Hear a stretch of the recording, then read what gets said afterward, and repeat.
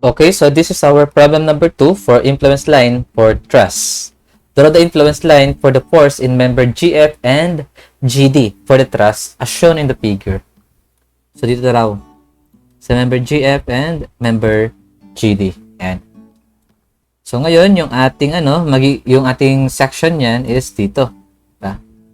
Ayan. Kaya yung maging analysis natin is before CD and after CD. So, unahin natin to. 1.0. Then, nandito yung ating distance x. Okay. Ayan. And this is AB. And this is RE. Okay. And yes, ang technique pa pala rito, mas maganda, isolve nyo na kagad. Okay? Isolve nyo na kagad yung reaction, AV and RE. Kasi pares rin naman natin gagamitin yun. Kasi yung 1.0, kahit sampan location yan, kahit andito pa yan, andito, dito, or dito, pares pa rin yung magiging reaction natin di ba? Kasi yung 1.0, at any distance dito, ang magiging distance niya from point A is laging x. At ang distance niya, lagi, from point A ay laging, ilan ba to? 12 meters, no? Magiging 12 minus x lagi. So, pares pa rin yung magiging natin, reaction. Okay?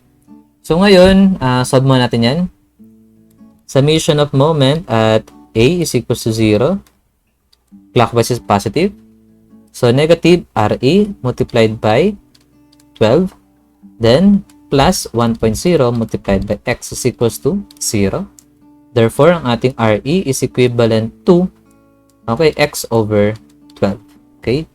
Then, by summation of forces, summation of moment at E is equals to 0. Clockwise is positive. So, ang rotation ng AB is clockwise. Therefore, AB multiplied by 12. Then, minus 1.0 multiplied by 12 minus X is equals to 0. Yan. Okay. Therefore, ang ating AB ngayon is magiging, transpose natin to, magiging 12 minus X over 12. Ayan. Okay? So, ngayon, since ito yung ating 1.0 before CD, ibig sabihin, yung ating section AA is dapat to the right. Okay, ayan. So, when 1.0 is located at, okay, is located before CD at ang ating section na gagamitin ay section AA. Yan. So, ito na yung ating drawing natin. Yan. So, this is D, this is F, this is F, and this is E. Then, yung reaction natin sa RE, this is X over 12. And this is what? Okay, 4 meters, no? Sorry, 3 meters pala. So, this is 3 meters. Then, assume natin lahat ng forces natin ay tensile. So, tensile force GF. Then, tensile force GD. Then, tensile force CD. Then, extend natin yung ating section. Yan. So, this is G and this is C. Ayan. So, ngayon, yung ating kasing problem number 1, madali pa Okay? Kasi yung ating member GF and member BC ay parehas na nakahiga. Okay? Or parehas na horizontal. So, dito, medyo mahirapan na tayo ng konti. Kasi, yung ating GF ay inclined. Okay? Hindi na siya kagaya sa problem number 1. Kaya, medyo konting analysis lang naman. Sa Madinseta, dalawa na kasing unknown natin na vertical force dito. Ayan. Okay, tapos tatlong unknown na horizontal. So, no choice kundi gumamit ng moment. So, pinakamadaling isolve dito is gamit ang moment, yung ating, GF. Kailangan lang natin mag-moment dito sa D. Okay? So, ilan daw to? 3 meters, no? Ayan, so, ito raw ay 3 meters. Okay, so 3 meters, 3, Okay, ito naman ay 4.5. Okay. So, kung 4.5 meters to, yung ating GF ngayon ay may slope. Ito yung slope niya. Okay. Ang slope niya ngayon, ano yung niya? Horizontal slope, 3 meters, no? Ayan. So, 3 yung run niya. Yung ano naman niya, rise is 1.5. Kasi ito, 4.5 to, di ba? Yan siya. Ito yung mga gawa natin triangle dyan. Ayan. So, 4.5 minus 3. So, ito yan. Okay? 1.5. Kaya yung slope natin ay 1.5 and 3. So, 1.5 squared plus 3 squared. So, 3.35. So, 3.35. Okay? Yan. Okay? So, ngayon, yung ating GF, i-convert natin into vertical and horizontal component. Then, kapag nag-moment tayo sa D, ang iikot lang sa D na unknown force ay yung horizontal component ng GF. So, summation of moment at D is equals to 0. Clockwise is positive. Okay, ang ikot ng GF ay counterclockwise. So, negative GF. Then, convert natin into horizontal component. Okay? So, since ang ating GF ay parallel to 3.35, okay, so kailangan natin hanapin yung parallel din sa horizontal component, and that is 3. So, 3 over 3.35. Then, multiplied by moment arm na 3 meters. Yan. Then, yung ating RE, iikot rin sa D. Ang kanyang rotation ay counterclockwise. So, negative x over 12. Then, multiplied by 3 is equals to 0. So, this is 1/4. Okay? So, ngayon, ang ating GF, I think, gawin na lang natin decimal. Yan. Para mas madali. So, ito niyan, transpose natin, magiging positive 1/4, no? Ayan. Then, i-divide natin ng negative 3 over 3.5 multiplied by 3. Ayan. So, negative 0.097.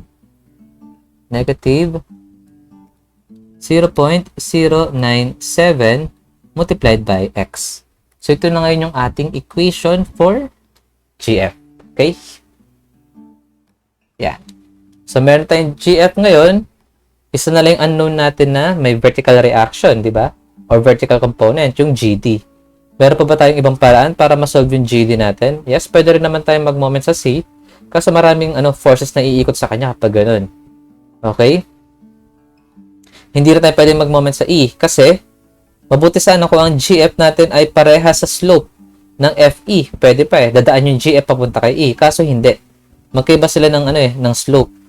Okay, ang slope ng GF ay 1.5 over 3. Ang slope ng FE ay 3.3. Ayan, 3.3. So, 1.1. So, magkaiba sila ng slope. Hindi tatama yung GF natin papunta kay E. So, no choice tayo kundi summation of forces vertical.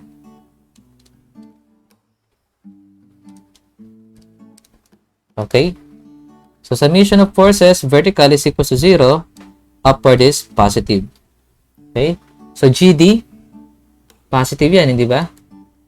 Yes, ang slope rin ng GD iba. Ang kanyang vertical slope is 4.5 and ang kanyang horizontal is 3. Okay, so ang GF natin, GD is ito. Ayan. So, 3 and 4.5. So, nasan yun? Ayan. Pwede siyang 4. 4.5. 5.41. Okay? So, 5.41. So, positive ang GD kasi upward. So, GD multiplied by 4.5 over 5.41. Okay, then, yung GF natin, upward din. Okay? So, GF natin is, okay, upward, no? So, positive. Negative 0.097x multiplied by, okay, 1.5 over 3.35. Then, yung ating RE. Okay, yung ating RE is plus, siguro dito na lang yan. Pagbalik na rin natin. So, plus yan. Then yung ating RE is x over 12. Ayan, that equals to 0. Ayan, so medyo, ano siya, di ba? Medyo complicated na to kasi masyado ng mahaba-habang equation. Anyway, so GD multiplied by 4.5 over 5.41. Okay? Then ito, 1 over 12, hindi ba? Then ito, okay, plus negative 0.097 multiplied by 1.5 over 3.35. Anong lalabas? Positive. Kapag transpose natin, magiging negative. So, negative 0.04. 0.04 multiplied by x. Ngayon, makakuha natin yung GD natin. Negative 0.04 over 4.5 over 5.41. So, negative 0.048. So, negative 0.048 multiplied by x. Yan. Okay? So, dito kahit paano, dapat sanay na sanay kayo sa algebra. Okay? So, ngayon, okay, so tapos na tayo sa GF and GD. Pwede natin makuha yung ating mga ordinates. Okay? So, siguro ito, lagyan na lang natin dito yung solution. Yan, then ito. Ito naman. Parang ordinates ito natin lalagay. Okay? So, x, then GF, and GD. Okay? Yan. Then, ang limits pala natin, nakalimutan ko. Ang limits natin, ang ating x is greater than, okay, 0, but less than hanggang sa point C, that is 3 and 3. So, less than 6 meters. Okay, so 0 and 6 meters. So, negative 0.097x. Okay, so obvious naman yan. Lahat sila nakamultiply sa x, kaya at x is equals to 0, para sa 0 yan. Then, kapag ang x natin ay 6 meters, okay, negative 0.58. So, negative 0.58. Then, sa GD, okay, negative 0.048x. Okay, negative 0.29. Okay, so negative 0.29 para sa GD. Okay, so next. Okay, yung atin namang 1.0, andito na ngayon right after CD. Ayan. Na kung saan ang distance niya from point A, same pa rin. Diba? Distance x pa rin. So, kaya walang magbabago sa mga reaction. Okay? So, ang gagawin na lang natin,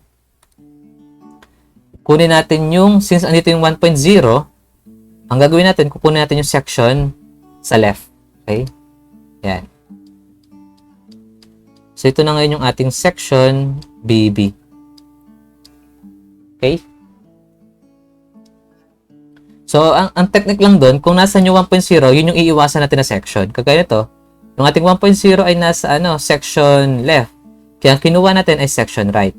Okay, ngayon naman, yung ating 1.0 ay nasa right section. Ngayon, ang kukunin natin ngayon is left section of BB. So, when 1.0 is located after, okay, CD, tapos ang kukunin natin na section is yung section BB, na kung saan ang ating x, okay, lagpas tayo sa D, no? Okay, ang x natin is greater than sa 333, so greater than 9 meters, but less than 12 meters. So, drawing natin yung niya, yes, yung section natin. Medyo litan na lang natin ng konti, ayan. Okay. So, this is point A, okay, B, H, G, and C. Then, tensile force, okay, GF, tensile force, GD, and tensile force, CD. Then, extend natin. Okay. So, this is point D, and this is point F. Yan. So next, this is 3 meters. 3 meters. Ito rin. 3 meters to. Then, okay. This is 3 meters. And this is 4.5. Then yung reaction natin sa A. Yun yung reason kaya sinunod na rin natin yung reaction natin sa A sa una pa lang. So, reaction natin sa A is 12 minus x over 12. Okay? So, kung ano yung ginamit natin sa section AA na mga solution and equation and process, is siya rin yung gagamitin natin sa ating section BB para ma-solve yung GD and GF. So, para ma-solve yung GF, kailangan natin mag-summation of moment at D. Okay? So, summation of moment at D is equals to 0. Clockwise is positive. So, ngayon, yung ating GF, kapag nasa letter G siya, or point G, magkakaroon tayo ng dalawang components na kung saan iikot sa D. So, ang gawin natin, yung line of action ng GF is i-extend natin papunta dun sa point F. Yan. I-extend natin dyan papunta rito sa point F. So, ngayon, ito na yung ating GF. Tapos, ito yung kanyang horizontal component and ito yung kanyang vertical component. So, ngayon, yung ating vertical component tatama sa point T. So, zero moment effect yun. So, ngayon, ang iikot na lang para sa GF sa point D is yung kanyang horizontal component. Okay? So, ang ikot ng GF is clockwise, therefore it is positive GF. Then, horizontal component, ang kanyang slope is 1.5 and 3, so 3. So, 3 over 3.35. Then, multiplied by moment arm na 3. Yan. Then, ang ikot ng AV papunta kay D is clockwise, therefore it is positive 12 minus x over 12. Then, multiplied by moment arm na 3, 3, 3, so 9. Okay? Then equals to 0. Then, simplify natin to. Magiging ano siya? 9 over 12. 9 over 12. That is 3/4. Okay, so magiging 3/4 to. Ayan. Multiplied by 12 minus x. So, para makuha yung GF, i-transpose natin ito. Okay? So, ang variable natin dito is 12 minus x, hindi ba? So, transpose natin, magiging negative 3 over 4. Then, divide natin sa coefficient ng GF, which is equivalent to 3 over 3.5 multiplied by 3. Kaya yung ating GF is equivalent to negative 0.292. So, negative 0.292 multiplied by variable na 12 minus x. So, ito na ngayon yung ating equation for GF for 9 meters to 12 meters. Next. Okay. So, sa GD, kailangan tayo mag-summation of forces vertical. Yan. Okay. So, yung ating GD ito, yung kanyang horizontal component is directed downward. Therefore, it is negative. GD. Then, ang kanyang slope is 4.5 and 3. So, vertical, so 4.5. So, 4.5 over 5.41. Then, yung ating AB is, okay, positive kasi upward. So, positive 12 minus x over 12. Then, yung ating GF, downward. So, negative.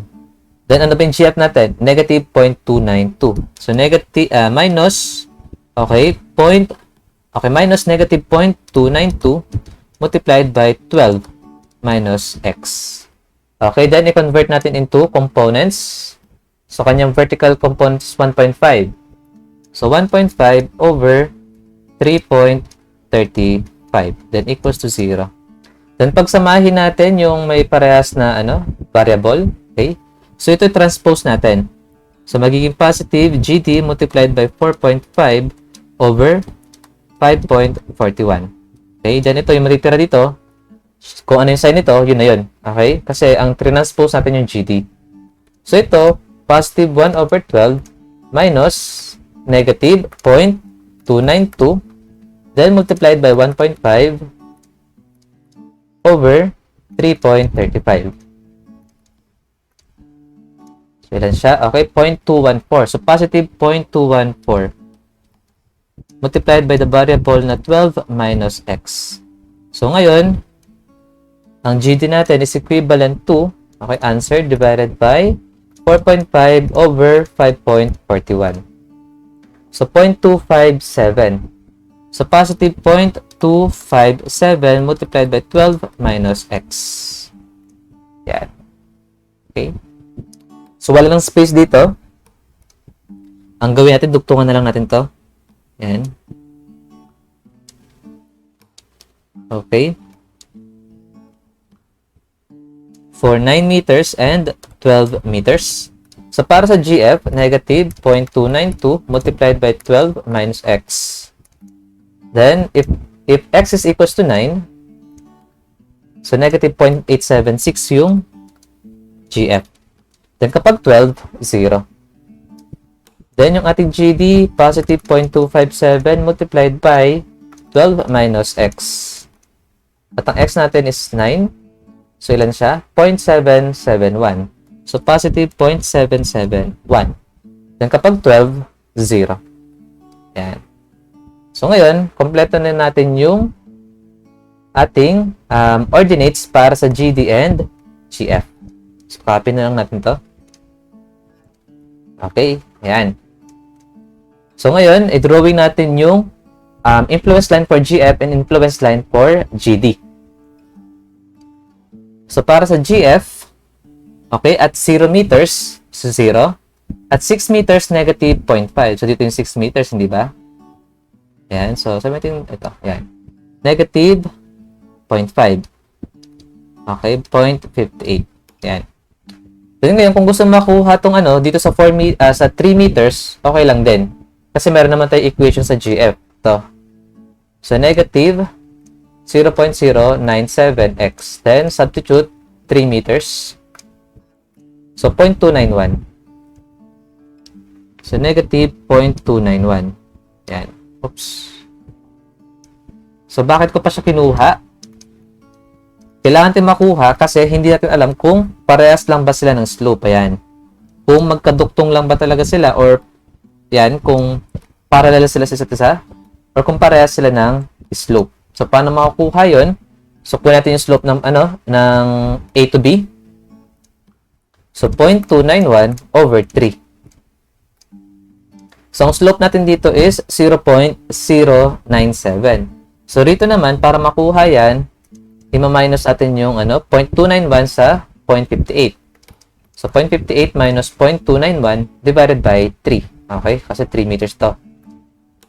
Okay? So, 0.096. So, parehas sila ng Kasi yung kanina, 0.097. So, dahil lang yan sa sa pag-round up natin. So, ibig sabihin, parehas lang sila ng slope.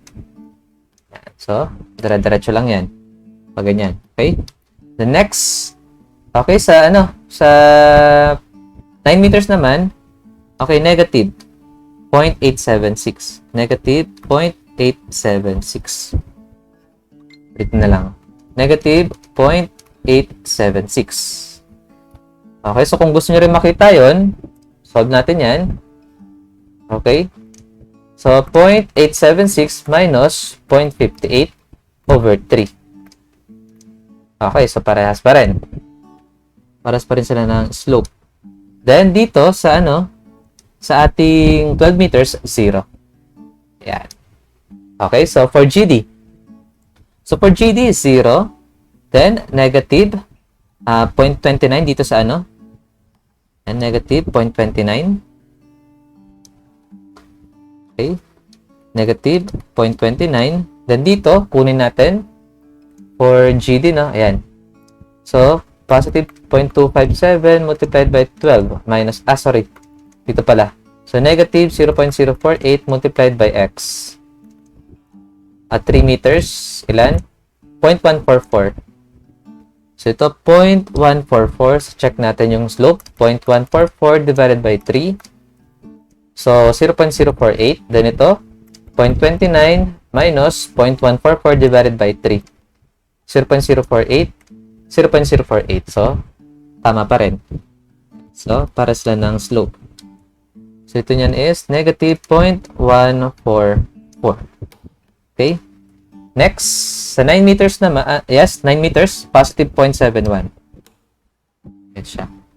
So, positive 0.771. Then, 0 na siya at 12 meters. Okay? So, ganun pa rin kung paano natin i-analyze yung ating problem number 1, ganun din natin i-analyze yung problem number 2. So, dito sa GF, yan, tensile yung assumption natin. Sa GD rin, tensile. So, ngayon, na-prove natin sa, sa ating influence line. So, yung GF, since nag-negative yung kanyang influence line, therefore, dapat compression to. Okay? Then, yung atin namang GD, okay, negative siya rito from point A up to this point. Okay, up to this point. So, sabihin compression siya. Ayan. So, compression siya muna. Okay, compression siya muna. Then, pagpunta natin sa point na to, okay, yan, dito sa point na to. Okay, hanggang sa point E, magiging na siya ngayong tensile kasi positive yung nakuha natin. Ibig sabihin, tama na yung assumption natin para sa GD from this point hanggang sa point E. Samantalang naman, yung ating assumption for GD from point A to this point is mali. Okay? Kaya dapat siya ay compression. Ayan.